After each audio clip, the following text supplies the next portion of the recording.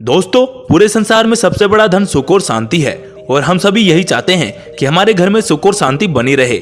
लेकिन हम अक्सर देखते रहते हैं कि परिवार में लड़ाई झगड़े चलते रहते हैं और उन झगड़ों से पूरे परिवार का माहौल खराब हो जाता है। परिवार के लोग ही एक दूसरे से घृणा करते हैं, वही एक दूसरे के खिलाफ साजिशें रचते रहते हैं। भाई भाई को देखकर खुश नहीं होता, बेटे को पिता से दिक्कत है। छोटी छोटी बातों को लेकर ही हम आपस में लड़ाई झगड़े करने लग जाते हैं, जिससे परिवार में तनाव बना रहता है। आखिर परिवार में लड़ाई झगड़े क्यों होते हैं, क्या कारण है झगड़ों का? आज इस कहानी के माध्यम से हम ये जानेंगे और हम आज इसमें ये भी जानेंगे कि कैसे हम इन लड़ाई झगड़ों को दूर कर सकते हैं, घर में कैसे खुशहाली का माहौल ला सकते हैं। बस आपको ये कहानी पूरी और ध्यानपूर्वक सुननी है और अंत तक जरूर देखनी है, तभी आप सारा खेल समझ पाओगे, अन्यथा आप कुछ चीजों से वंचित रह सकते हैं। एक समय की बात है, एक नगर में एक सेठ रहता था। वह सेठ बहुत धनवान था, उसका व्यापार बहुत दूर दूर तक फैला था। उस सेठ का छोटा सा बहुत ही सुखी परिवार था। उसके परिवार में वह और उसकी पत्नी रहते थे। सेठ सभी लोगों की मदद भी किया करता था। उस सेठ के पास कभी भी कोई चीज की कमी नहीं थी। नगर के सभी लोग उसका बहुत सम्मान करते थे। उसके जीवन में किसी भी प्रकार का कोई दुख नहीं था। कुछ समय बाद सेठ की पत्नी ने एक पुत्र को जन्म दिया। अब तो सेठ की खुशियों का ठिकाना ही न रहा। उसने पूरे नगर में लड्डू बंटवाए, वह बहुत खुश था। उसने अपने पुत्र का नाम गोपाल रखा। सेठ ने गोपाल को खूब स्नेह दिया, उसकी छोटी छोटी सभी जरूरतों को अच्छे से ख्याल रखा और उनको पूरा किया। कुछ वर्षों के पश्चात सेठ को एक और पुत्र हुआ। सेठ ने दूसरे पुत्र के जन्म पर भी पूरे गांव में लड्डू बंटवाए। उसने दूसरे पुत्र का नाम श्याम रख दिया। अब वह अपने दोनों पुत्र गोपाल और श्याम से बहुत स्नेह करता था। उनको सभी प्रकार की सुख सुविधाएं दी, उनको बहुत अच्छी तरीके से पढ़ाया लिखाया। सेठ ने अपने दोनों पुत्रों की हर ख्वाहिश को पूरा किया। जो भी गोपाल और श्याम ने उनसे मांगा वह सब कुछ सेठ ने लाकर दिया। कभी भी कोई भी चीज की कमी नहीं रखी। धीरे धीरे समय के साथ सेठ के दोनों पुत्र जवान हो गए। अब सेठ ने सोचा कि मेरे बेटे बड़े हो गए हैं, अब ये मेरे व्यापार को संभाल लेंगे। फिर सेठ ने अपने दोनों बेटों को अपने पास बुलाया और उनसे कहा, श्याम बेटा तुम बड़े हो गए हो, अब तुम ही मेरा सारा व्यापार संभालना और इसे आगे बढ़ाना। अब तुम दोनों रोज मेरे साथ आया करो और मेरे से व्यापार के बारे में सीखा करो कि कैसे क्या होता है और कैसे व्यापार किया जाता है। अब रोज गोपाल और श्याम सेठ के साथ आते और व्यापार के बारे में सीखते। कुछ ही दिनों में दोनों भाइयों ने व्यापार की उच्च नीच के बारे में सीख लिया था। अब सेठ को किसी भी बात की कोई चिंता नहीं रही। उसने अपना कारोबार अपने दोनों बेटों के हाथ में सौंप दिया। कुछ दिनों तक तो सब कुछ ठीक ही चल रहा था, लेकिन धीरे धीरे दोनों भाइयों में झगड़े होने लगे। गोपाल बोलता कि मैं इतना काम करता हूँ, तू कुछ नहीं करता। तो श्याम बोलता, भैया मैंने भी तो इतना काम किया है, आप मुझे ऐसा कैसे बोल सकते हो? जितना हक आपका है उतना मेरा भी है, आप मुझे कुछ नहीं बोल सकते। अब तो आए दिन इनके झगड़े होना शुरू हो गए थे।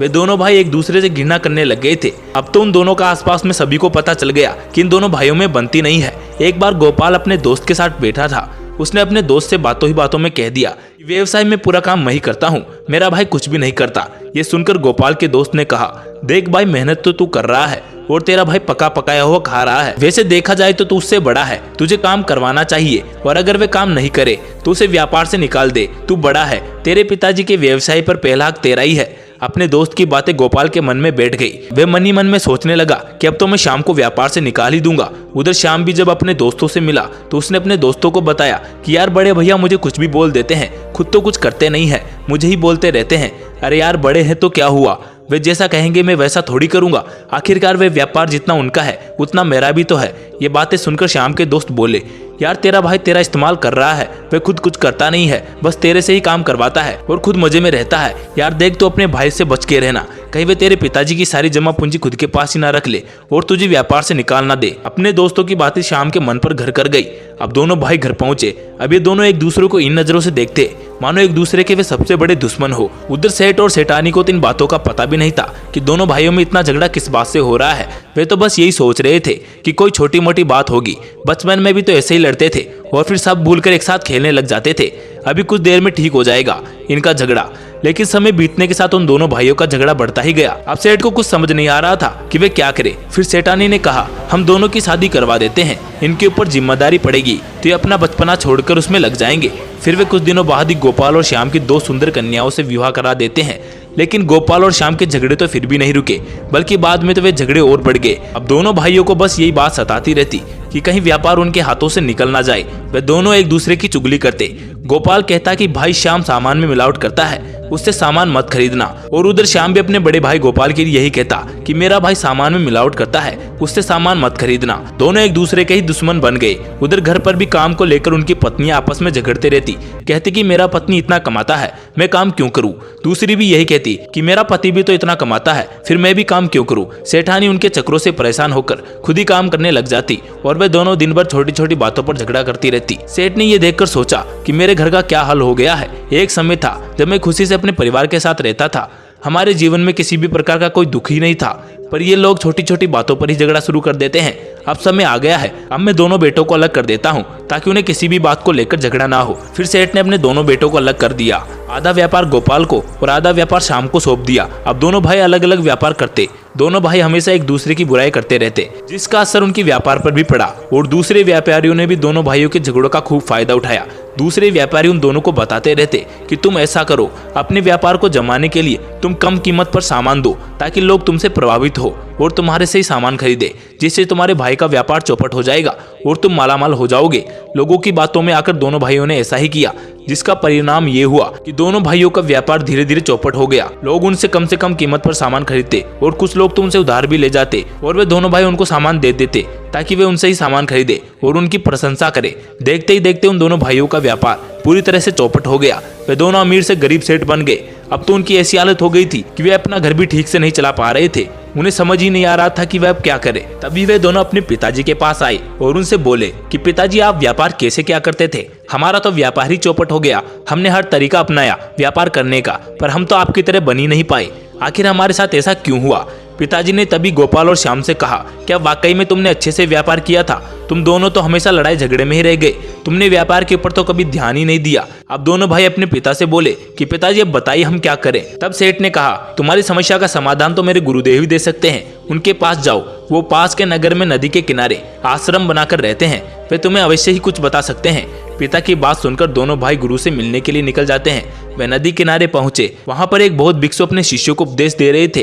वे दोनों भाई उनके पास गए और उनको प्रणाम किया और उन्होंने अपना परिचय दिया। बहुत भिक्षु ने कहा कि बालको, तुम यहाँ क्यों आए हो? तब वे दोनों बोले कि हमारी समस्या है। पिताजी ने कहा कि आप उस समस्या का समाधान बता सकते हैं, कृपया आप हमारी समस्या का समाधान कीजिए। बहुत भिक्षु बोले कि बताओ तुम्हारी क्या समस्या है? तभी वे बोलते हैं कि गुरुदेव, पहले तो हमारा व्यवसाय बहुत ही अच्छे से चल रहा था, लेकिन धीरे धीरे हमारा पूरा व्यापार चौपट हो गया। हमने सब कुछ करके देख लिया जो हमें करना चाहिए था। हमने लोगों को कम कीमत पर भी सामान दिया और फिर भी हमारा व्यवसाय बढ़ा नहीं, बल्कि पूरी तरह बर्बाद हो गया। बहुत भिक्षु दोनों भाइयों की बातें बड़े ध्यान से सुन रहे थे। उन्होंने पूछा कि तुम दोनों ने कम कीमत पर सामान और उधार क्यों दिया?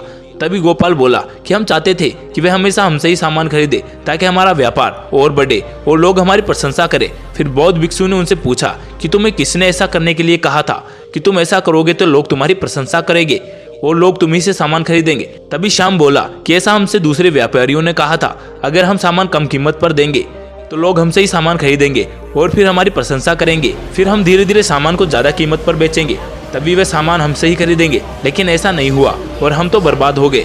अब तो हमारी हालत ऐसी हो गई है कि लोग हमारी तरफ देखते भी नहीं है। हम अपने परिवार का पेट भी ठीक से नहीं भर पा रहे हैं। हमारे पिताजी का नगर में बहुत सम्मान था, उनका नाम धनवान सेठों में आता था, पर अब सब कुछ बर्बाद हो गया। अब आप ही हमें बताइए कि हम क्या करें? बहुत भिक्षु उनकी बात सुनकर उनसे कहते हैं कि मैं जो भी तुम्हें बताऊंगा उसे बड़े ध्यान से सुनना। इन संसार में सबसे बड़ा धन सुख और शांति है। जब भी हम परेशान होते हैं या फिर हमारे सामने कोई समस्या आती है तो हम सबसे पहले अपने परिवार के पास जाते हैं, क्योंकि परिवार के लोग ही तो होते हैं जो तुम्हारी समस्या को समझ सकते हैं। लेकिन तुम दोनों ने अपनी समस्या अपने परिवार वालों से ना कहकर दूसरों से कही। दूसरे लोग तुम्हारी समस्या सुनकर कभी भी सही निर्णय नहीं देंगे, बल्कि वह तो तुम्हें गलत रास्ता बताएंगे और गलत गलत बातें ही बताएंगे।